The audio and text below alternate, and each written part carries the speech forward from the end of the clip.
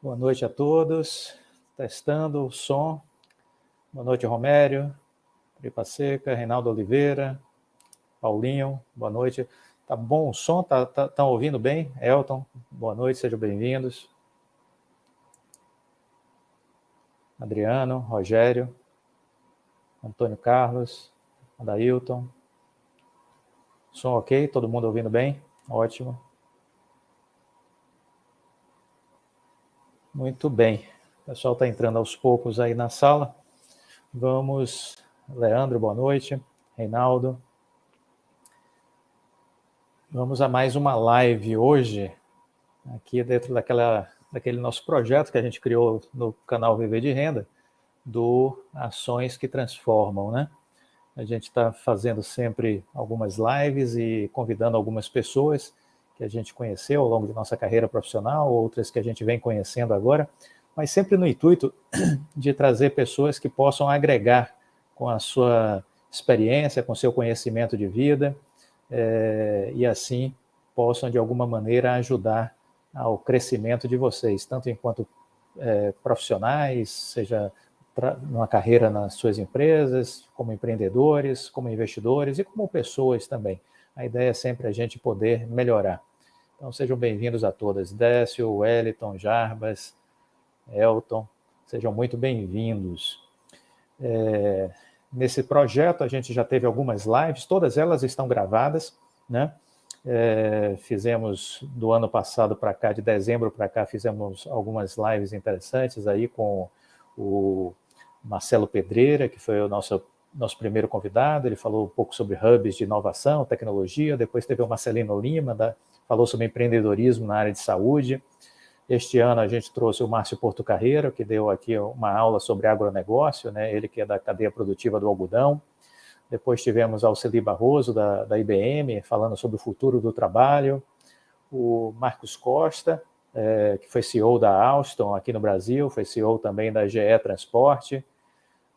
Tivemos o Marcos Braga, que foi presidente da HSM, falou sobre inteligência emocional, né? O Marcos Costa falou sobre o papel do CEO nas grandes empresas. Tivemos o Reinaldo Polito, falando sobre o poder da comunicação.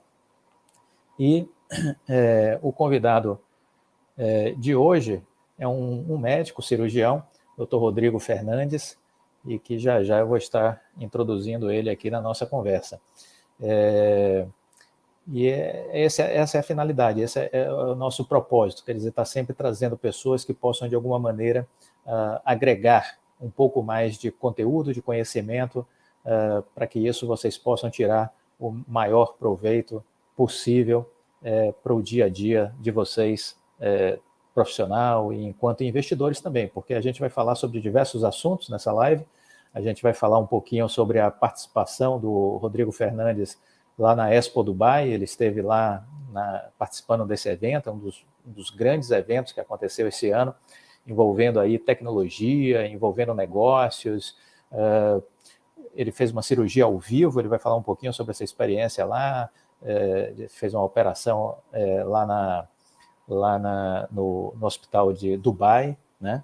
E transmitido ao vivo para diversos países do mundo. Vai falar um pouquinho sobre essa evolução que vem aí da área de saúde, que já está acontecendo em diversos países, que vai chegar ao Brasil isso também, na telemedicina, a questão da robótica, a questão de como a tecnologia vai influenciar e muito nessa área da medicina. E tudo isso depende, obviamente, de fibra ótica, isso tudo depende de 5G, e são assuntos também que a gente vai falar, um pouco sobre investimentos. Ele também é investidor de Oi, vai falar um pouquinho sobre essa experiência dele com as ações da Oi. Enfim, vai ser uma conversa bem interessante, com toda certeza. Nesse início de conversa, eu queria dizer a vocês que a live vai ficar gravada, então quem for chegando no decorrer da live, depois é só, vamos dizer assim, retroceder aí e assistir com mais calma, né? E pessoas que não puderem assistir agora, ela vai estar gravada e vai poder assistir em outros momentos. Muito bem, vamos começar a nossa conversa. Eu gostaria de introduzir aqui o nosso amigo, o nosso convidado. Vou passar colocar ele aqui na tela, o Rodrigo Fernandes. Olá, Rodrigo, tudo bom? Boa noite, como vai você? Bom dia, Clóvis, ou professor Clóvis, né, como todos nós chamamos, né? Eu digo sempre que quem ensina muito merece ser chamado de professor, e como você já nos ensinou bastante, não há como ser diferente. Seja muito bem-vindo, Rodrigo. É um prazer falar com você. A gente já vem se falando há algum tempo e é um prazer ter você aqui para esse nosso bate-papo de hoje, né? Eu queria passar um pouco a bola para você, no sentido de você fazer uma apresentação, se colocar, dizer quem é você, contar um pouco da sua trajetória. Não, perfeito. Meu nome é Rodrigo Fernandes, eu tenho 37 anos, eu tracei a carreira médica, né, até aqui. Fiz faculdade na Universidade Metropolitana de Santos, depois eu fui fazer a residência médica, né, que já é uma especialização em ginecologia e obstetrícia, e aí depois dessa ginecologia e obstetrícia eu me especializei aqui ainda no Brasil em cirurgia minimamente invasiva, né, que são aquelas cirurgias através de pequenas incisões e através de uso de óticas e câmeras. E depois disso, lá por 2013, eu fui para a França, num dos maiores centros de ensino em cirurgia minimamente invasiva, e não só por isso, mas atrás especificamente de um profissional, que é o professor Arnaud Vattiez, né, que, como você diria, eu poderia comparar um líder de nível 5, né, assim como o Rodrigo Maravilha. Abreu é.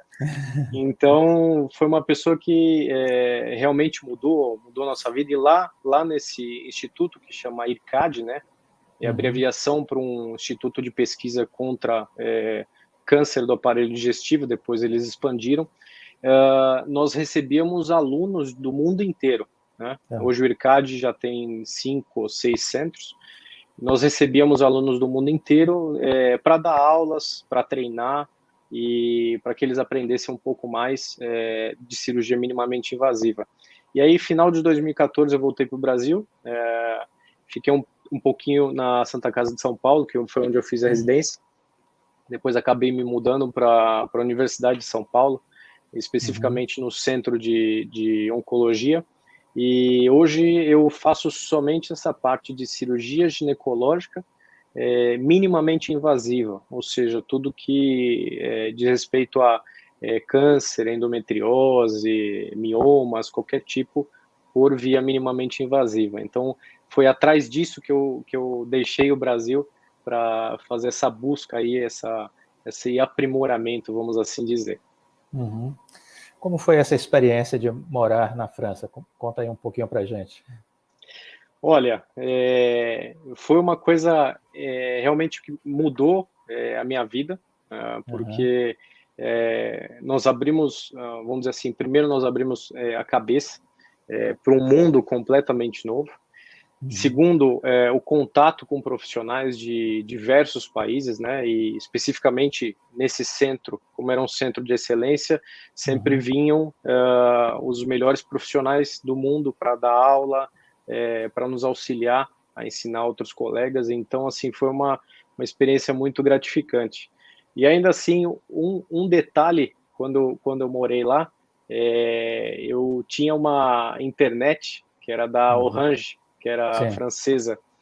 E eu vou lhe dizer que do minuto em que eu conectei o cabo na parede até o minuto que eu desconectei o cabo 2 anos depois para voltar para o Brasil, eu nunca tive um problema, eu nunca tive uma queda de velocidade.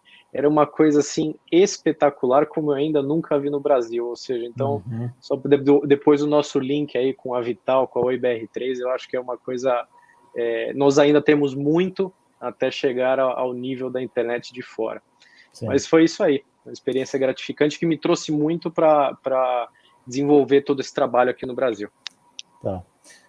Você foi em busca de conhecimento, você buscou aí um dos principais centros do mundo, né, de formação. Para quem está construindo uma carreira profissional, né, por que a gente precisa estar sempre com essa busca pelo conhecimento? O que é que você diria em relação às pessoas que estão aí entrando na faculdade ou fazendo faculdade? Por que é tão importante buscar essa diferenciação? Sim, Eu acho que em qualquer local, né, Clóvis, não só em medicina, mas também na parte de empreendedorismo, qualquer área. Primeiro, te expõe a algumas dificuldades. Então, primeiro você cresce como pessoa, você é exposto a uma língua que você não conhece, ou seja, você aprende uma língua diferente, você tem contato com outras culturas, e é claro que sempre que você vai buscar alguma coisa lá fora, você vai buscar algo que seja melhor. Então, seria como se você estivesse tentando elevar o seu nível, né? Tentando buscar aquele algo mais. E pode ter certeza que é uma coisa que assim muda completamente a vida, né? Muda completamente essa experiência que você tem. E claro, não só a busca daquele período que você está fora, mas é importante o que a gente chama do network, né? Das Sim, conexões que você faz lá fora. perfeito. Então, desde que eu voltei, o que acontece? Eu continuo em contato não só posso dizer que foi um dos meus grandes mentores, se não o meu maior mentor nessa área, mas eu abri o meu leque de conhecimento, de contatos para o mundo inteiro. Então, assim, com o WhatsApp a gente conversa com o mundo inteiro, pessoas dos Estados Unidos, na Rússia, Canadá, Japão, e qualquer coisa, a gente está, às vezes estou de madrugada, eu estou dando aula para um congresso no Japão, porque o pessoal pede, me convida para dar aula, então o negócio vai acontecendo, né? Então, assim, eu acho que é uma coisa gratificante. Quem tiver a oportunidade, mergulhe de cabeça, porque é uma coisa única. Perfeito. E aí a gente vem falando sobre carreira e eu acho que você traz aí essas questões que são importantes, porque a carreira você vai construindo com o passar dos anos, né? Então é um pouco aquele investimento de longo prazo que você vai fazendo, né? Exato. Que você vai construindo essa carreira, essa trajetória e, obviamente, tentando encontrar nessa caminhada essa questão dos bons mentores, né? Daquelas pessoas que podem fazer uma diferença muito grande no seu crescimento e quando a gente tem a felicidade de encontrá-los, a gente precisa usufruir o máximo que eles têm a nos oferecer, não é verdade? Exato, exato. E você tocou no assunto, assim, não são só os louros, né? Não são só coisas boas que acontecem. Sim. Quando eu fui, eu deixei de, vamos dizer assim, perdi o casamento do meu melhor amigo, Sim. perdi vários aniversários, meu pai, minha mãe, meu cachorro de 13 anos morreu enquanto eu estava lá. Então, Sim. assim, perdi alguns parentes mais velhos. Então, assim, foram coisas que sempre tem, é igual investimento a longo prazo. Tem os seus altos e baixos, mas quando você pensa no longo prazo, é uma coisa que realmente pode ter certeza que vão te trazer frutos. Perfeito. Vamos falar um pouquinho sobre sua área de atuação, né? Comenta um pouquinho sobre essa sua especialização. Você foi buscando essa questão da cirurgia minimamente invasiva, aí vem a questão da endometriose. Fala um pouco sobre isso. Perfeito. Inclusive, minha afilhada tem problemas com endometriose, deve estar nos assistindo. Não, perfeito. Não, para o pessoal entender o que acontece. A endometriose é uma doença que é muito pouco falada, tá? Sim. Ela acomete de 10 a 15% das mulheres que estão na idade reprodutiva, ou seja, desde o início da menstruação até a menopausa. E o que ela traz? Principalmente dois aspectos. Muita dor, tá? E infertilidade, tá? Uma dificuldade de pessoa engravidar. E como ela não é muito falada, existe um atraso desde o início dos sintomas até o diagnóstico em média de 8 anos. E você pode ter certeza que fora dos centros de excelência, como São Paulo e outras capitais do país, esse atraso ele vai se estendendo. Aí eu já tive relatos de mulheres que ficaram 20 anos sem saber o que tinham. E você pode imaginar que do começo dos sintomas até passando-se 8, 10, 15 anos, às vezes esse tempo pode representar muito bem o período que aquela mulher, aquele casal, tinha para tentar engravidar. Então, eles perdem aí essa chance, ou se não perdem, ela é muito difícil de acontecer. O comportamento dessa doença é como se ela tem implantes que se espalham pela pelve, principalmente, né, pelo abdômen, e ela se espalha como um câncer, mas ela não mata, né? Então, é uma coisa muito... Quando a cirurgia é necessária, é uma cirurgia complexa, a melhor forma de fazer é uma forma minimamente invasiva, né, como a gente fala, seja por laparoscopia ou seja pela via robótica, mas sim uma coisa que a gente está tentando lutar. E aqui um detalhe que eu vou comentar com você, eu e um grupo de colegas de médicos temos uma startup baseada na endometriose. Sim. Estamos prestes a lançar, estamos finalizando um aplicativo e prestes a lançar esse aplicativo que tem uma versão, obviamente o início tem uma versão gratuita para todas as mulheres, para que pelo menos nesse início elas possam se conscientizar de que essa doença existe. É uma doença que eu até tinha passado para você, só nos Estados Unidos ela tem ela traz um déficit de 16 bilhões de dólares, né? Então, vocês imaginam, direto ou indiretamente, trazem muito absenteísmo ao trabalho, Sim. trazem problemas de relação não só com familiares, com os parceiros, fora a questão da dificuldade de engravidar. Então, assim, eu acho que é uma coisa que, com o advento dos telefones celulares, com 4G ou 5G que está chegando aí, eu acho que é uma coisa que nós podemos abreviar muito essas distâncias para que nós possamos trazer benefícios para essas mulheres e para esses casais, com certeza. E essa startup, como é que é a ideia dela? Como é que fase vocês estão? Nós começamos como um projeto, né, já tem há 2, 3 anos, mais ou menos, e tivemos aí, já recebemos um investimento ainda na época do projeto, né, ainda na época que não tínhamos nem o CNPJ da empresa. Então, é aquilo que a gente comenta sobre Oi, né, quando você tem a informação, você traça o plano, você vê que aquele plano realmente, ele tem fundamento, foi aí que nós recebemos já uma quantia bem razoável para ser só um projeto, e agora nós já somos uma startup aí, e nós já temos, inclusive, um segundo investimento desse mesmo fundo já autorizado, para assim que nós precisarmos, nós alavancarmos um pouco mais. Mas tudo leva tempo, né? Até ser, quer dizer, tem 2, 3 anos aí que nós começamos, agora que estamos prestes a lançar o aplicativo, e por acaso março, onde nós estamos, é o mês de conscientização da endometriose, é o Março Amarelo. Pronto, muito bom. Sucesso aí na startup. Como é o nome da startup? Perfeito, já tem um nome da empresa? Ela chama Endolife, né? Que a ideia é que nós possamos trazer para essas mulheres não só a questão de cirurgia ou tratamento com hormônio, mas que elas possam ter uma melhora da qualidade de vida em si.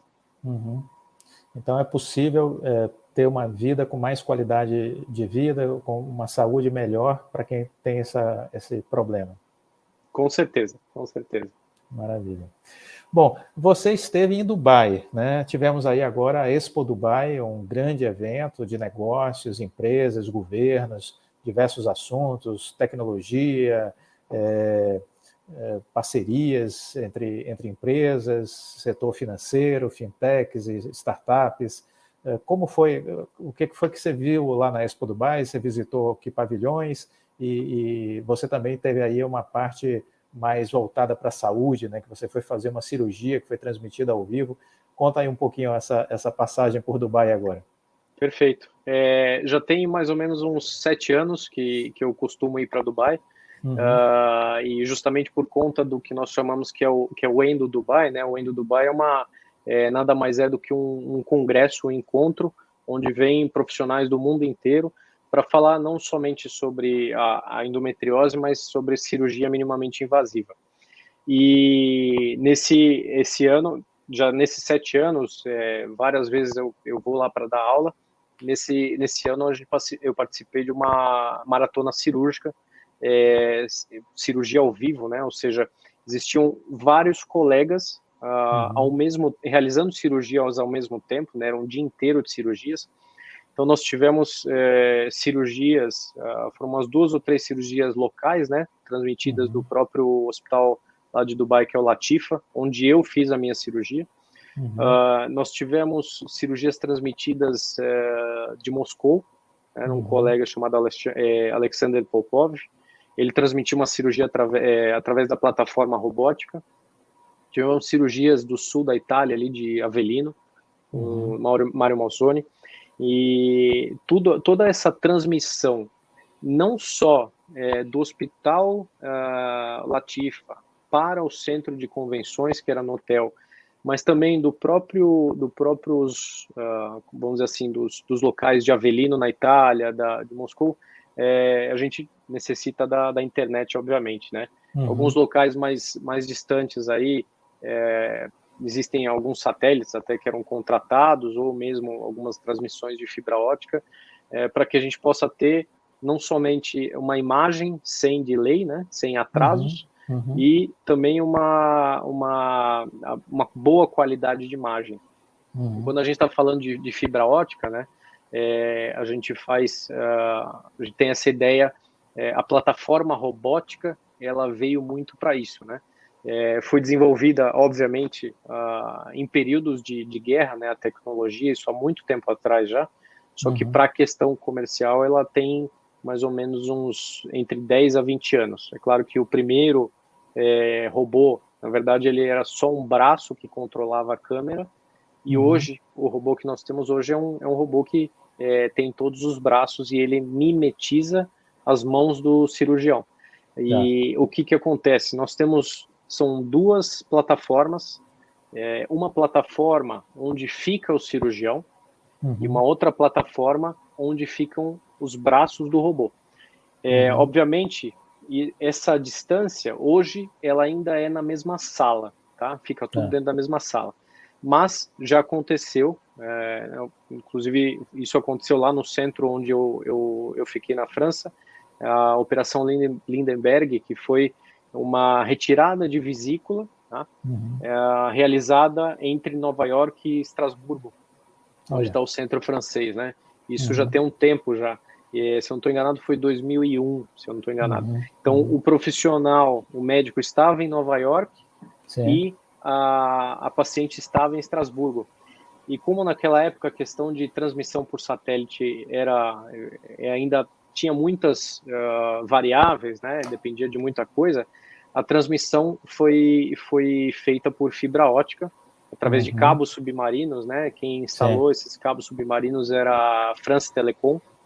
Então, foi permitido, né? Porque não existe como um cirurgião ter atraso entre a manobra com a mão e a resposta do robô na paciente, né?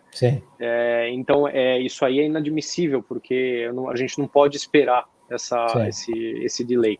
Então, isso aí foi muito importante, né? Então, foi por fibra ótica, obviamente, senão não teria nem como ter sido feita. Mas essa participação foi basicamente isso. Então, fora a maratona cirúrgica, as aulas eram transmitidas localmente e também online, né? Localmente nós tínhamos em torno de 700 pessoas e online em torno de entre 100 a 200 pessoas assistindo do mundo inteiro, né? Obviamente tudo por fibra ótica. E o segundo motivo, né? Na verdade, eu estive lá por conta do Endo Dubai e aproveitei para visitar a Expo Dubai. A Expo que ela estava planejada para 2020, né, quando estourou a pandemia, quando estourou o Covid. E o que aconteceu? Essa Expo, ela traz, na verdade, dessa vez foram 191 países. Tá? Esses 191 países, eles estavam distribuídos em pavilhões, obviamente, de acordo com a importância do país, tinham pavilhões maiores e tinham pavilhões menores. Por exemplo, um dos que eu visitei, o Nepal, que é um país pequeno, ele tinha uma área menor. E qual que é a intenção da Expo Dubai? É que cada país pudesse trazer um pouco da história do que ele tem de si, Sim. mas também um pouco do maior foco dele. Né? Qual que é a maior informação que ele quer trazer. Então, por exemplo, um dos primeiros pavilhões que nós entramos foi o pavilhão da Rússia. Então, eles trouxeram todo o histórico, desde a época de participações da Expo, quando eles ainda eram a chamada União Soviética. Né? Então, vocês veem que a Expo tem algumas décadas já que ela é realizada. E eles falavam muito sobre a conexão entre os povos e também a participação, a união, né? Infelizmente, o que não está acontecendo agora por conta política. E nós passamos por outros pavilhões, dentre eles, o nosso queridíssimo Brasil. E para a gente ver o foco do Brasil como uma coisa muito interessante, praticamente você entrava no Brasil e o Brasil falava exclusivamente do agro. Era como se o Brasil quisesse vender o agro justamente para os investidores aí, que eles pudessem entender o poder do agro para o Brasil, para que, né, e trouxe toda a trajetória desde o descobrimento do Brasil até o que o Brasil pode trazer hoje, inclusive com o advento do 5G, com a questão de mapeamento por drone e assim por diante. Perfeito. Né? O que mais que nós achamos de interessante, porque eu estava com outros colegas lá, existiam alguns pavilhões gerais, né? Existiam pavilhões dos países. Antes de falar do último país, que era o que mais, acho que interessou, o país que era o host, né? Que era os próprios Emirados Árabes Unidos. Eles trouxeram não só um pouco de história, mas trouxeram também tudo que eles estão pesquisando para o futuro. O pavilhão em si era uma obra de arte, foi feito por um arquiteto, por um engenheiro espanhol. E o que acontecia? Era um pavilhão onde nas áreas, nas superfícies externas do pavilhão, ele tinha como se fossem algumas coberturas, e em 3 períodos do dia essas coberturas elas se abriam para receber a luz do sol, porque elas tinham células fotovoltaicas, e essas células elas claramente absorviam energia, a luz do sol, transformavam em energia. Então, assim, não só essas células fotovoltaicas elas produziam energia para o próprio pavilhão dos Emirados Árabes Unidos, mas ela também era responsável por 5% da energia de todo o pavilhão dos 191 países. Então você vê a força que tem isso aí, né? E inúmeras outras pesquisas, tinha um carro autônomo, né, um táxi autônomo dentro lá do pavilhão, muitas pesquisas em quimioterapia e câncer. Tá? Eles tinham um próprio satélite que já está no espaço, né? Os Emirados Árabes lançaram um satélite, está no espaço. Eu acho que ele está em busca de Marte, se eu não estou enganado. Mas esse foi um dos pavilhões que mais chamou a atenção, até porque ele era um dos hosts, né? E fora isso, tinha um outro pavilhão que era um pavilhão geral, né? Tinham 4 ou 5 pavilhões principais. E um desses pavilhões, eu não sei se eu até consigo dar um share aqui deixa eu ver se consigo, se vocês conseguem ver. É possível ver? Deixa eu ou não? Puxar aqui, peraí. Pronto. Perfeito. Só para vocês entenderem, esse era um pavilhão de planejamento e futuro. Então, aqui vocês estão vendo 2 crianças, e através de um software interativo e com inteligência artificial, com planejamento, eles planejavam, eu vou até tirar o áudio aqui, eles planejavam a cidade do futuro. Então, vocês estão vendo um holograma aqui no meio da tela, e eles, de acordo com a mudança dos edifícios de local, né, a inteligência artificial ia analisando questões como transporte, questões como o bem-estar social, né? Questões como a felicidade da população que ali vivia naquela cidade, ou seja, por inteligência artificial eles conseguem antecipar como aquela cidade funcionaria, né? Uhum. Então, são duas crianças brincando de criar uma cidade e, assim, são softwares que estão sendo planejados e aí vocês estão vendo os prédios se movendo, ou seja, a cidade, ela será uma cidade fluida de acordo com a necessidade da população em que nela vive. Então, vocês veem a loucura dos avanços que já estão sendo planejados, né? Obviamente que isso aqui ainda está num futuro um pouco distante, mas não é nem por conta disso que não está sendo planejado. Então, assim, foi uma das coisas que me chamou muita atenção, mas ainda um pouco fora da realidade. Existiam outras, até a gente chegar aqui que eu acho que é o principal, que foi o que mais me chamou a atenção, que foi o pavilhão da própria Alemanha, né? O pavilhão da Alemanha foi uma coisa assim, fora do comum. E eu não sei nem se eu consegui listar todas as coisas que eu vi no pavilhão da Alemanha, porque, primeiro, o pavilhão da Alemanha tinha uma fila de 2 horas, tá? Então, vocês imaginam que para visitar 191 países, talvez você precise do mês inteiro para visitar. Então, por isso que nós selecionamos alguns países mais importantes, vamos assim dizer, para ver isso aí. Então, no pavilhão da Alemanha, a primeira coisa que você nota quando você entra no pavilhão, até parece uma coisa super simples. Você está restrito numa sala, onde eles pegam um livro antigo, põem uma câmera, eles começam a mostrar alguns hologramas do livro e tal.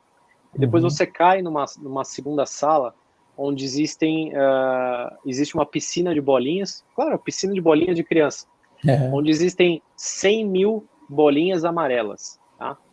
E o que acontece? Cada vez que você pegava uma dessas bolinhas amarelas e colocava num receptáculo, né, no local, essa bolinha amarela, ela trazia uma ideia, né? Então vocês imaginem que só ali naquela antessala existiam 100 mil ideias que estavam, vamos dizer assim, registradas, e cada vez que você colocava uma bolinha nova, era uma ideia nova. E aí você era conduzido para uma escada rolante, e a escada rolante te levava até o topo do pavilhão da Alemanha, e esse pavilhão, você ia descendo as escadas e cada sala que você entrava era uma inovação, né? Uma das primeiras coisas que eles trouxeram foi que o mundo utiliza 24% de energias renováveis, né? E aí um ponto positivo para o Brasil.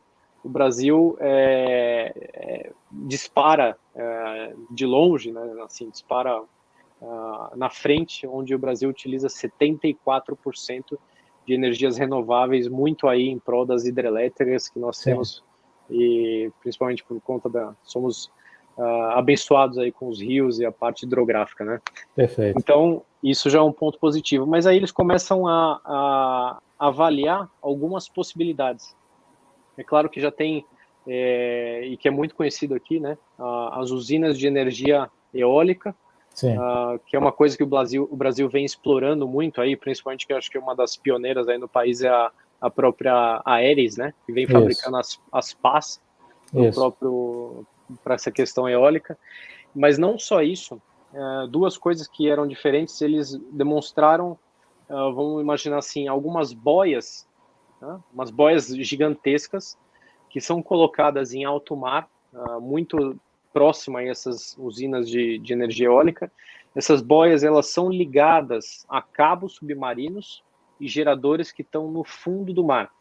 Então, o que acontece? Com a oscilação da maré, esse cabo ele é tracionado e relaxado.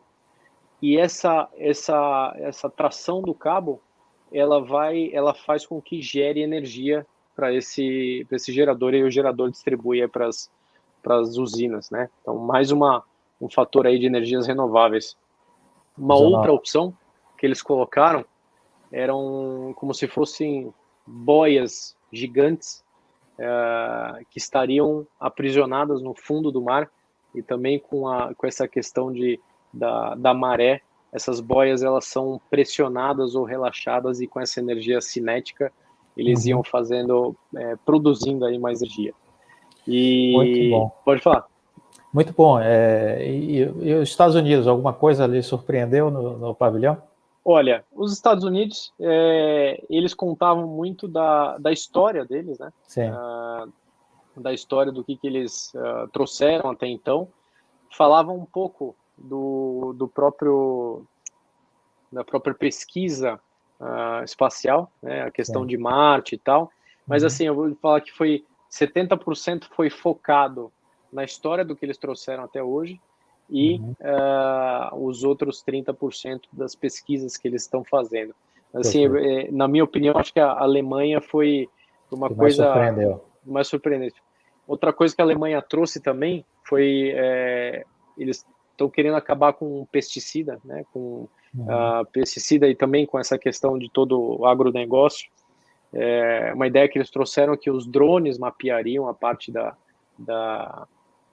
plantação, e aí passaria um trator com uma câmera e raios laser. Esses raios laser reconheceriam as plantas que estivessem doentes por alguma praga, alguma coisa assim, e justamente essas seriam não danificadas, mas esses fungos ou coisas do tipo seriam extintos com raio laser, o que evitaria o uso de algumas fertilizantes, não fertilizantes, mas alguns pesticidas, vamos assim dizer, né? Eu não sou expert nessa área. Perfeito. E uma última coisa da Alemanha que foi interessante é que eles estão otimizando o uso não só de energia, mas também como a parte de irrigação e com a parte do plantio. E eles trouxeram algumas coisas que eu até compartilhar uma outra tela aqui com vocês. Deixa eu ver se eu consigo. Pronto, está compartilhado aí. Vocês estão vendo que aqui eles estão trazendo a fazenda para dentro da cidade, ou seja, são fazendas verticais, né? Ou seja, você poderia ter produtos frescos, né, na esquina de casa. Sim. Então, sim, não tem aquela espera de trazer da fazenda e tal. São fazendas verticais que eles estão bolando. Essa foi outra coisa bem surpreendente. Mas e a última coisa da Alemanha foi a questão do eVTOL deles, né? Eu acho que a parceria que eles têm com a própria Azul, né? A Azul que comprou, acho que parte dessa... Tem uma participação no capital social, isso. Exatamente. Acho que eu tenho o vídeo aqui do eVTOL da própria... da Azul. É um pouco diferente do eVTOL da Embraer, né? Sim. Vocês veem aqui que eles têm... esse era um modelo, né? Obviamente eles não tinham o tamanho real, mas vocês veem que eles têm inúmeras turbinas, e eles já estão planejando edifícios com inúmeros helipontos. Sim. E esses helipontos eles poderiam acessar aí vários prédios no meio da cidade, e para transportar inúmeros passageiros aí. Então já fizeram demonstrações, né, não só com modelos, mas não sei se chegaram a fazer demonstração com um eVTOL real, mas vocês veem que é um pouquinho diferente do que tem a Embraer, né? Sim. Mas muito bom. Eu acho que foi uma das coisas os pavilhões que mais chamaram a atenção. Então, mas foi uma coisa muito gratificante, muito surpreendente. Eu sou apaixonado por tecnologia. Muito bom. Isso aí. E me diga uma coisa, Rodrigo, olhando esse componente da tecnologia, né, vamos olhar o universo da medicina, né, da saúde. Perfeito. O que é que temos, o que é que a gente já tem em curso em outros países acontecendo por conta da fibra ótica, por conta do 5G, e o que é que a gente pode esperar de revolução nessa área nos próximos anos, agora com essa transformação que o Brasil vai começar, né? Sim. A primeira coisa que eu acho que é essa questão que nós já comentamos sobre a possibilidade de cirurgias com a questão da fibra ótica, né? Por exemplo, eu posso estar aqui no console em São Paulo, operando uma paciente em Manaus. Claro que Tá. sempre tem que ter uma equipe local, para Sim. qualquer emergência eles assumem. Essa é uma das possibilidades, né, que sempre foi dificultada por questão da conexão. A telemedicina, né, que expandiu drasticamente aí na própria pandemia. Lembrando que os CRMs aí, o CFM, que são os órgãos reguladores de medicina nos estados e no Brasil, eles sempre orientam que a ideia é que o paciente sempre tenha pelo menos uma consulta presencial e que não seja única e exclusivamente online, né? Porque isso que a gente fala, nada substitui o exame físico. E eu acho que claramente com o advento aí do 5G e as startups propriamente ditas, né? Já existem várias startups, a nossa é uma que a gente quer tornar possível aí para inúmeros pacientes. Eu imagino que vai abreviar muito a relação não só entre médico e paciente, mas a questão de serviços em medicina também. É uma coisa que eu até estava pensando, vamos imaginar englobar tudo aí. Temos o 5G, temos um aplicativo, temos alguma pessoa que eventualmente sofre algum acidente, podemos chamar uma ambulância, um Evitol ambulância, através de uma startup, de um aplicativo, aterriza em qualquer lugar, leva para o hospital, e isso abrevia muito o tempo, essa conectividade é uma coisa muito fluida. Os pacientes já, dentro de aplicativos, eles já teriam o histórico, né? Esse histórico ele já poderia ser passado para o hospital que ela está sendo recebida. Então, assim, os médicos que estão aguardando o paciente já sabem qual tipo de paciente que eles estão esperando, todos os dados, comorbidades, tudo isso. Então, acho que o 5G vem para abraçar toda essa ideia. Claro que não vai ser imediato isso. E eu acho que ligando os pontos, né, desde Oi até um tratamento, eu acho que pode, e essa abreviação de tempo, né, que tempo em medicina, principalmente em emergência, é uma coisa super necessária. Um dia a gente pode falar que Oi BR3 salvou minha vida. Né? Então é uma coisa interessante, né? Se você ligar os dois extremos, eu acho que é uma coisa que sim, é uma coisa possível. E já que você falou de Oi, vamos falar um pouquinho sobre ela.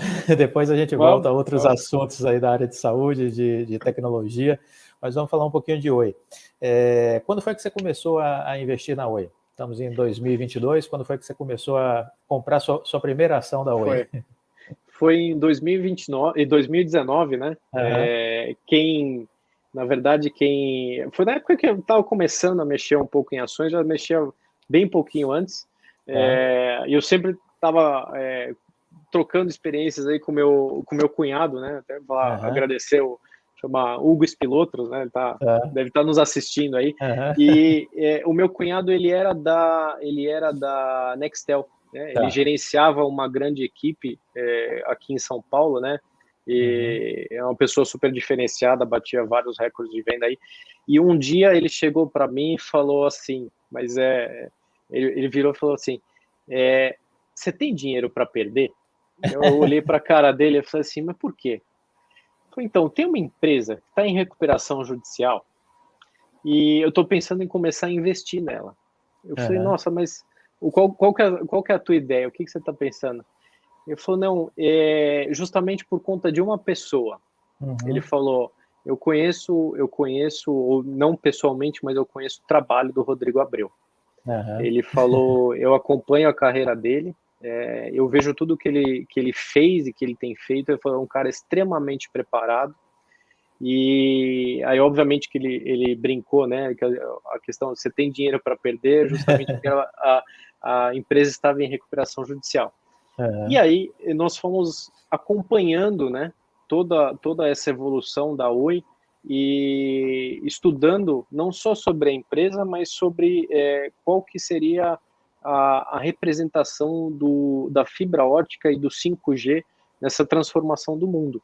Sim. E aí, obviamente, olha, acho que sobrou um dinheirinho, acho que eu vou colocar mais um pouco. E aí foi mais um pouco, mais um pouco, mais um pouco, mais um pouco. É claro que a gente não sabia que eventualmente iria se estender por todo esse longo prazo, né? Mas que a gente sempre preza, e você sempre preza nos seus canais, o longo prazo é a chave de todo sucesso. Então, nós acompanhamos aí desde 2019 toda essa questão sobe e desce da Oi e tudo que ela representa, e estamos aí na iminência da saída da recuperação judicial, se Deus quiser, e tenho certeza que vai ser um sucesso. Mas foi essa a trajetória dentro de Oi BR3, né? Foi justamente por conta do Rodrigo Abreu e de tudo que a questão fibra ótica 5G poderia trazer de diferente. Uhum. Pronto, você tocou aí em dois pontos que, vamos dizer assim, lhe ajudaram a decidir, né? Uma, a liderança da empresa, que a gente sempre bate muito nessa tecla, né? Que a gente tem que olhar o líder.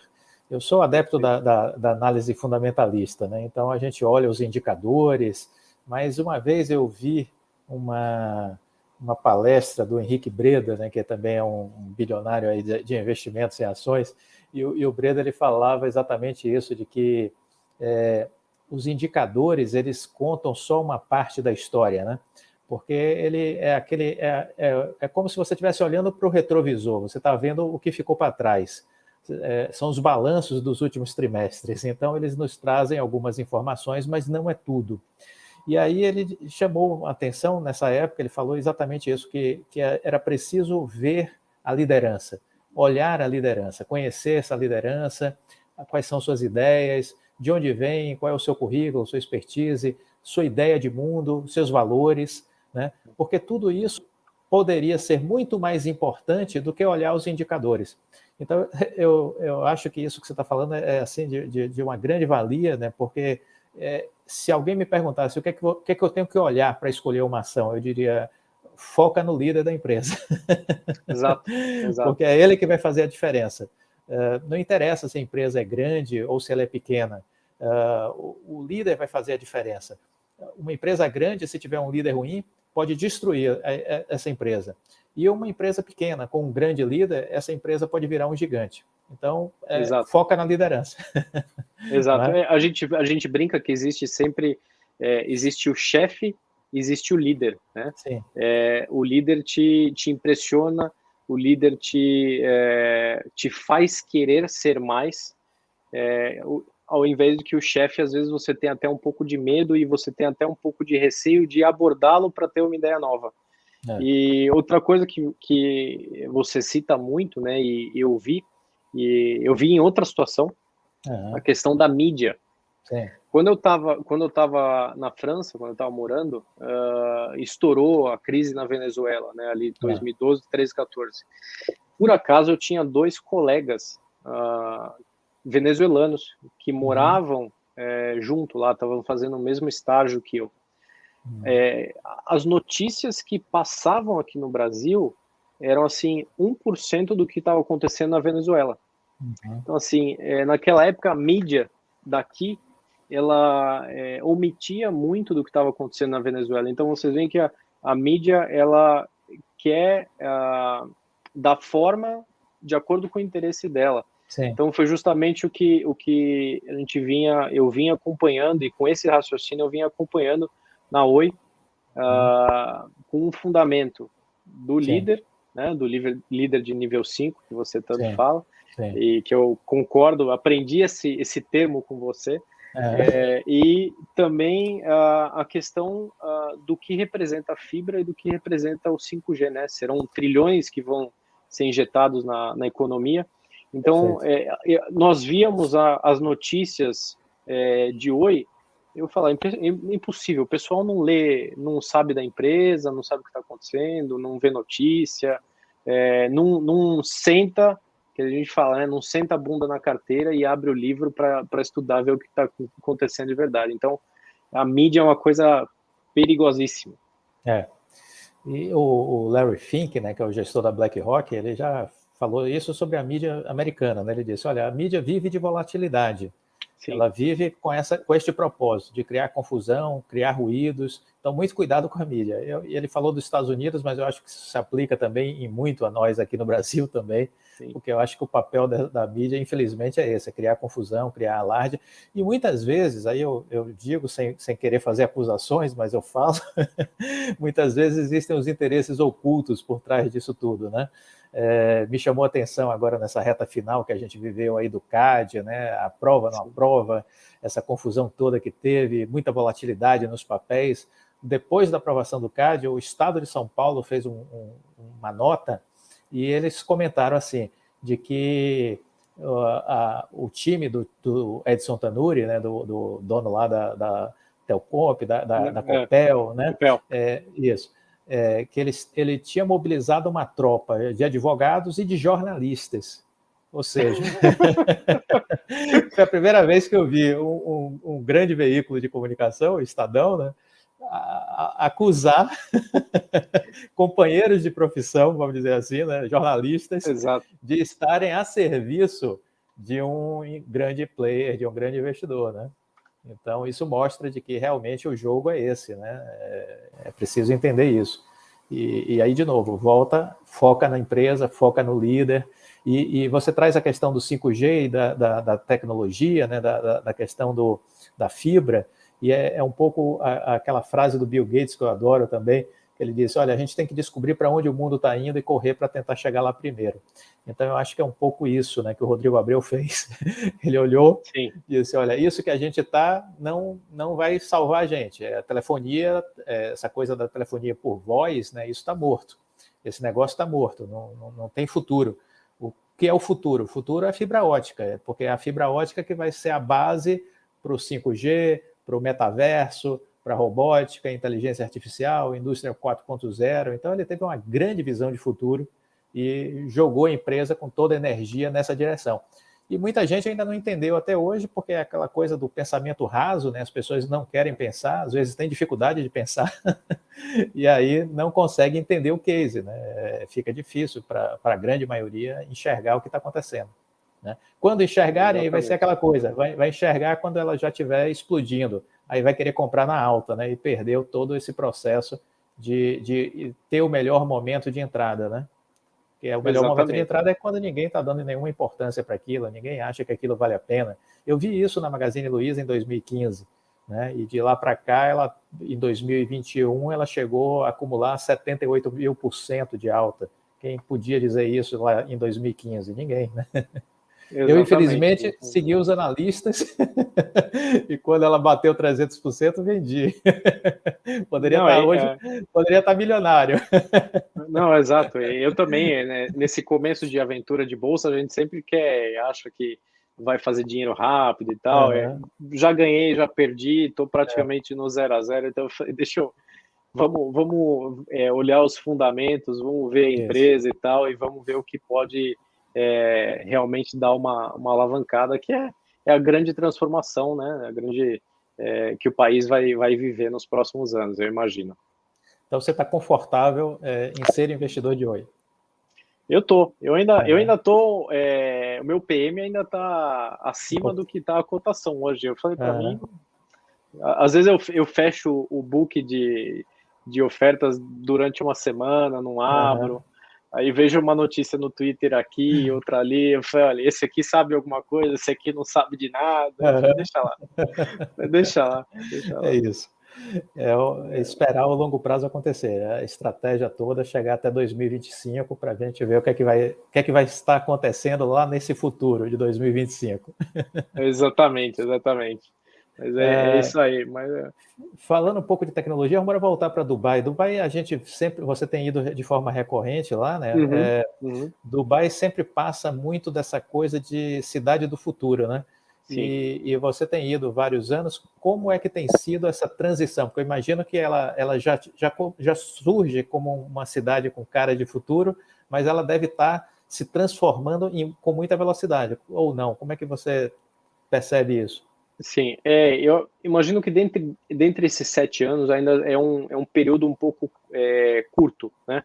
Mas quando você vê o histórico de Dubai, se você vê 1975, 1980, era um deserto. Deserto assim, não tinha absolutamente nada. E hoje você olha para se você olhar no horizonte de Dubai, eles têm uma das arquiteturas mais impressionantes do mundo. Tem prédios assim que você eventualmente não sabe nem como eles estão em pé, né? Então, o maior prédio do mundo está lá, né? Que é o Burj Khalifa, e eles fizeram aí algumas ilhas, né? Eles, dentre um dos pavilhões que existiam lá, até uma companhia de lá, eles estão trabalhando e investindo no que eles chamam do Hyperloop, né? Que são aqueles tubos de conexão de extrema velocidade.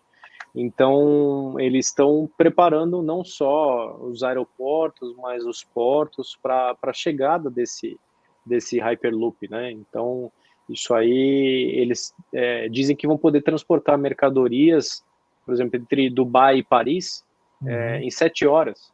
Imagina. Né? Que é a mesma duração do voo. Né? Dubai-Paris dá 6, 7 horas. Mas você imagina que você precisa ir 2 horas antes para o aeroporto, passar, né, em compensação com o Hyperloop, e você chega no terminal, abre a porta, entra no trem e vai embora. Então, e outra coisa, eles querem ser a primeira cidade a ter transporte por drones automotivos, né? Eu digo de pessoas. Então, eles já estão preparando toda a cidade para isso. Né? Mas é uma cidade realmente do futuro, e muito porque eles já perceberam que a reserva de petróleo deles, eles já perceberam há muito tempo atrás que ela estava começando a entrar em escassez. Diferente de Abu Dhabi, que é do lado. Abu Dhabi ainda tem uma reserva muito grande. Mas o Emirado de Dubai, eles viram essa queda, essa escassez, e eles miraram no futuro, miraram no turismo, miraram no empreendedorismo. Então, assim, eles querem que Dubai seja o centro do mundo. Né? Eles querem ter um dos maiores aeroportos, eles querem que Dubai seja, o aeroporto de Dubai seja o hub para atrair de todas as cidades e seja a conexão entre o Oriente e o Ocidente. E eu posso te dizer que pelo tamanho, pelo número de voos que tem, esse hub ele praticamente já acontece. Você tem de Dubai, você tem voos para tudo que é canto. África, Europa, Ásia, Oceania, Américas, tudo. Você chega em qualquer lugar. Eu queria puxar um post que você colocou um dia, que eu gostei bastante. Você colocou o seguinte: tão importante quanto o momento da cirurgia é o seu preparo e o pós-operatório, tanto do paciente quanto do cirurgião. Exato. E aí, quando a gente ia para o texto também, você dizia o seguinte: uma cirurgia não se resume à sala cirúrgica e horas que passamos lá dentro. Ela começa muito antes e só termina muito tempo depois. Para a paciente, envolve desde o pensar nos exames, na alimentação antes da cirurgia, nos dias que ficará afastada das suas atividades, quais os cuidados que deve tomar no pós-operatório, as consultas de retorno e muito mais. Para o cirurgião, o planejamento e a programação da cirurgia. Qual a equipe mais adequada para cada caso, estudar os exames de imagem, acompanhar de perto cada evolução no pós-cirúrgico, entre muitas outras ações que farão toda a diferença no resultado. Cirurgia para endometriose é complexa, exige conhecimento extremo da anatomia, habilidades cirúrgicas, conhecimento da doença de todos os envolvidos, e os impactos na vida do paciente são realmente recompensadores quando ela pode contar com uma equipe preparada.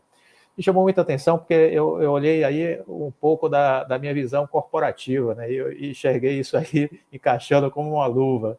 A importância que a gente precisa dar para o planejamento, né? Sim. Quando você trabalha nas grandes empresas, você enxerga isso de forma supernatural, né? O planejamento estratégico. E aí é um dos componentes até que a gente vê a importância de acompanhar no caso de uma empresa como a Oi, né? O que foi que o Rodrigo Abreu esquematizou para desenvolver nos próximos 2 anos e acompanhar a execução.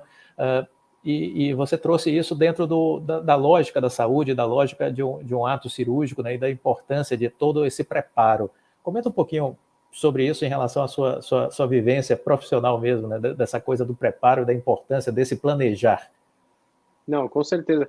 Primeiro, existe o preparo do que a gente já conversou, que é o preparo da carreira, né? Como são cirurgias super complexas, não são coisas que nós conseguimos fazer ou conseguimos aprender do dia para a noite. Então, isso é um ponto. E é claro, quando a paciente chega no consultório, o que acontece? Ou é o primeiro médico que ela está procurando. Na maioria das vezes, no meu caso, como eu tenho uma ultra especialidade, eventualmente as pacientes já vieram de outros colegas, ou já é uma segunda opinião, terceira opinião, e aí ela vem, algumas com dor, algumas com sonho, algumas tranquilas, outras ansiosas. Então você tem que saber interpretar toda a situação, para dar conforto para a paciente.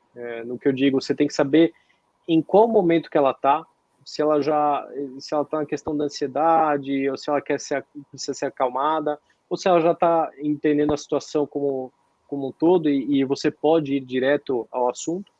E aí você extrai todas as informações que você tem, né? Claro, ela vai te passar inúmeras informações, você vai ter que saber quais daquelas informações são importantes para o que você vai planejar. Depois dali você analisa todos os exames, né? Você analisa a situação dela, né?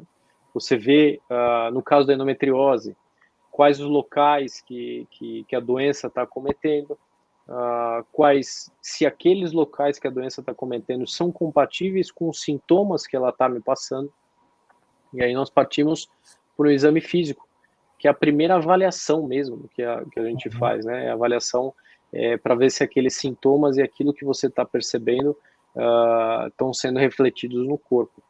Para aquelas pacientes que ainda não tinham nenhum exame, é o momento de você solicitar os exames, e aí é muito importante que, no caso dessa doença, eu dou uma lista de profissionais, olha, tal profissional, eu sei que eles vão fazer um bom trabalho, porque eu não posso receber um exame de imagem e programar a cirurgia, e no dia da cirurgia eu passo a ótica dentro do abdômen, e é uma situação completamente diferente.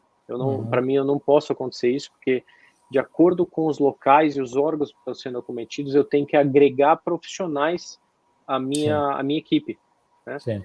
Então, por isso, a importância de exames de excelência também.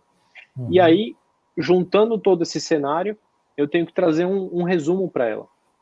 É a mesma coisa como assim, a gente tira uma foto da empresa, vê a situação que ela está, e eu tenho que aplicar os remédios, né? Então eu vou falar para ela, olha, a sua situação é tal, né? Eu preciso saber primeiro quais os anseios e objetivos dela. Então assim, a sua situação é tal, é pouco grave, médio grave, é muito grave, e eu explico para ela qual que é o planejamento e o que eu espero desse tratamento, seja ele um tratamento clínico, seja ele um tratamento cirúrgico. E aí eu sempre, é o que eu sempre gosto de falar, não só para os meus alunos, mas para as minhas pacientes, a decisão ela é sempre tomada em conjunto, porque quem vai sofrer o efeito daquilo é a paciente. Então, assim, qual que é o meu papel? É eu passar para ela a minha expertise, né, para que em conjunto nós possamos decidir. Eventualmente, se ela tiver alguma dúvida ou se tiver algum receio, eu falo, doutor, mas será que aqui a gente não pode deixar de lado? Eu falo para ela, olha, se eu não mexer aqui, talvez a sua doença possa voltar. É nesse momento que funciona a minha expertise para falar para ela, olha, aqui é melhor a gente fazer dessa forma ou de outra forma. Mas então, a gente só muda de área, né? Eu recebo o problema, analiso, faço um planejamento e executo, né? Então, e aí cada profissional vai executar de uma forma que ele está mais acostumado, ou algo do tipo, né? Perfeito. Muito bom, é isso mesmo, né? Eu acho que é esse o processo, né? Para se chegar à execução e alcançar o resultado que a gente está querendo. Maravilha. Falando um pouquinho de novo de investimentos, a gente entrando aqui já nessa reta final para concluir, se você, olhando esse case da Oi, quer dizer, teve aí a questão do conhecer e acreditar na liderança, de você conseguir enxergar para onde está indo o futuro da empresa, uma tendência, mas como é administrar também essa ansiedade, né? Porque eu acho que esse é o grande problema da maioria das pessoas que estão investidas em hoje, é administrar a ansiedade, o esperar esse longo prazo, porque o brasileiro é muito imediatista, ele não tem essa cultura do longo prazo. Isso tudo é uma novidade, e quem entrou em Oi está sendo forçado a virar investidor de longo prazo. Não, exato. Não, eu acho que Oi foi um grande aprendizado. Acho que foi uma das coisas mais importantes, foi o aprendizado. Eu, obviamente, como todos, eu imagino que eu vivi momentos de ansiedade, vivi momentos de felicidade, né? Quando ela foi bater aqueles 2,50, eu falei, opa, agora vai. Aí agora eu comprei mais, aí ela caiu, eu falei, meu Deus do céu. E é claro, né, outras coisas, né, que você conta da empresa para outros colegas, né, você fala, não, a empresa é assim, assim, assim, assim, mas eu falei, é longo prazo. E aí, quando você tinha as altas, todo mundo ficava feliz, né, aí quando você tinha as baixas, aí todo mundo te mandava mensagem, e aí, o que eu faço? Eu falei, olha, isso foi uma promessa que eu fiz para mim mesmo, eu falei, olha, eu nunca mais comento de nenhuma empresa com absolutamente ninguém. Eu falei, eu vou comprar, vai ficar para mim e vai ser isso aí. Mas realmente o que você falou existem esses momentos de ansiedade ou não.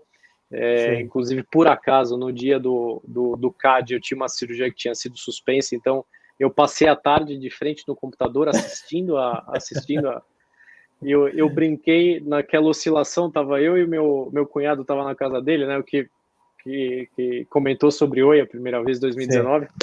Eu falei para ela, olha, eu fui da falência à aposentadoria em 2 horas. Eu brinquei com ele. Entre os 3 votos não, e depois a virada, né, da conselheira e aí a conclusão do presidente do CAD, eu brinquei com ele, eu falei, depois tive que tomar remédio para dor de cabeça, eu falei, pelo amor de Deus, eu falei, nunca mais eu entro numa dessa. Mas eu acho que é o que a gente fala, né? Foi um turbilhão de informações naquela semana, então é uma coisa que eu acho que foi um dos grandes aprendizados da minha vida.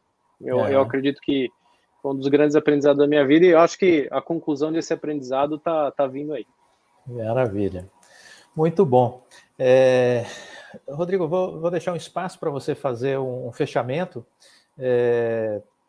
Como é que para você escolher como fazer esse fechamento, mas eu queria que também você abordasse nesse seu fechamento um pouco do que você acabou transmitindo na sua rede social quando você estava no aeroporto vindo embora, porque ali você falou um pouquinho sobre um momento que você estava muito impactado, vivenciando a realidade de colegas, de conhecidos, uma ucraniana e um russo. Você estava ali no aeroporto e foi um relato forte. Eu queria que você, dentro desse contexto de fechamento, você falasse um pouquinho disso também. Esse episódio que passou foi... eu já conhecia, né, os 2 colegas, né, como a gente convive tem uma comunidade aí internacional, a gente conhece pessoas do mundo inteiro e já conhece aí tem alguns anos. E essa crise entre Ucrânia e Rússia, ela já existe há uns 8 anos, mais ou menos. Tanto que eu tenho um colega, o Anton, que ele vive ali na região de Krasnodar, ali na região de Sochi, né, onde tem o Grande Prêmio de Fórmula 1. E a avó dele, né, e o pai, né, o pai hoje mora na Rússia, mas a avó dele mora na Ucrânia, na região que foi um dia da Rússia, né? Então, durante 8 anos, ele falou para mim, durante 8 anos eu sempre liguei 2 vezes por ano para minha avó, para dar os parabéns, para dar Feliz Natal. E assim, eu sempre ouvia bombas e tiros, né, já há mais de 8 anos. Então, primeiro que a gente vê que essa situação não é de hoje, né? E vocês podem ter certeza que toda a delegação russa ali, de colegas que estavam ali, nenhum deles queria guerra. E eu acho que eu percebi até uma questão de... Existia um sentimento de vergonha, né? É claro que sempre existe um outro que é um pouco mais extremista, mas ali, graças a Deus, não tinha ninguém. E o outro lado foi de uma colega, não só uma, mas algumas, né?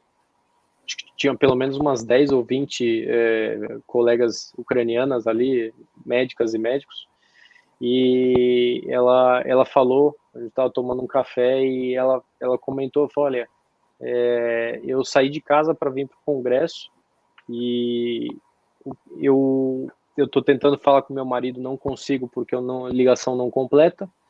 Às vezes que eu consigo falar por 1 minuto, 2 minutos, então é só o essencial. Acesso ao banco tá difícil, então eu estou com dinheiro limitado aqui, eu não sei o que eu consigo fazer, tanto que tinha alguns, nós estávamos mobilizando aí para tentar ajudar de alguma forma. E ela falou, eu não sei, eu estou tentando armar um esquema porque eu não sei se eu vou conseguir ver os meus filhos de volta. Então ela estava tentando armar um esquema de voltar pela Áustria, né, e da Áustria, Polônia, fronteira, para que ela recebesse os filhos do marido, porque o marido está em torno de uns 37, 38 anos, ele não podia sair da Ucrânia porque ele automaticamente ele seria convocado. Então, não só os filhos, ela não sabia se ia reaver, e o marido, né? Mesmo que ela encontrasse o marido ia para a guerra. E eu conversei com ela hoje e ela falou, consegui ver os meus filhos e meu marido está na guerra, só que os meus pais não conseguiram sair. Ele falou, meu pai, como era militar, ele decidiu, né, um pouco de patriotismo, ele decidiu ir para a guerra. Então o que nós estamos fazendo tentamos angariando munição, né, em torno de algumas ONGs ali que estão trabalhando na República Tcheca, Polônia, para tentar enviar munição para eles poderem lutar contra a Rússia. Então, assim, foi uma coisa... e eu, recentemente, minha filha tem 1 ano, e eu mudei, né? Eu virei pai, eu não sei se você acaba ficando um pouco mais sensibilizado.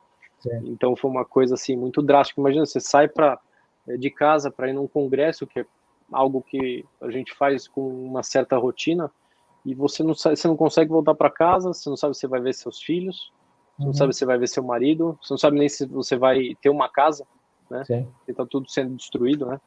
Então foi uma coisa que me pegou muito, muito forte ali. Então, difícil até de segurar um pouco a emoção ali. Eu juro que eu não sou de fazer isso, mas a situação... é aquilo que a gente fala, quando a gente vive de perto, o negócio é bem pior. Bem pior. Então... esperemos que isso possa passar logo, né? Da melhor maneira. Se Deus muito quiser. Bom. E para finalizar, fica à vontade. Quero agradecer já de antemão a presença de todos que aqui estiveram, né, assistindo a live, e agradecer assim super especialmente a você por ter aceito esse convite, por ter estado aqui com a gente hoje. Foi assim muito prazeroso. Já estamos com 1h15 de live. Conversa boa passa rápido. Não, super exatamente. Obrigado. Não, eu que agradeço. De todas as lives que eu assisti, Clóvis, você tem convidados super diferenciados. Eu pensei a primeira coisa, o que eu vou fazer na live com convidados tão honrosos que o Clóvis tem? Vamos passar um pouco da experiência que a gente tem. Eu que já te acompanho aí desde 2019 a 2020, e a gente sabe que a gente tem uma rotina louca, às vezes sai de casa às 4, 5 horas da manhã. Eu sempre ligo o YouTube. Eu falei, vamos ver qual vídeo o Clóvis colocou, e aí eu conecto o YouTube no carro, deixo o celular ligado. Eu falei, vamos ouvindo, vamos aprendendo mais sobre a mentalidade. Então, eu que tenho que agradecer aí pelos ensinamentos, e com certeza são aprendizados para a vida inteira. Muito bom. Rodrigo, super obrigado. Obrigado a todos que estiveram aqui presentes. Uma ótima noite. Fiquem com Deus e até a próxima. Tudo de bom. Tchau. Um abraço, pessoal. Tchau, tchau.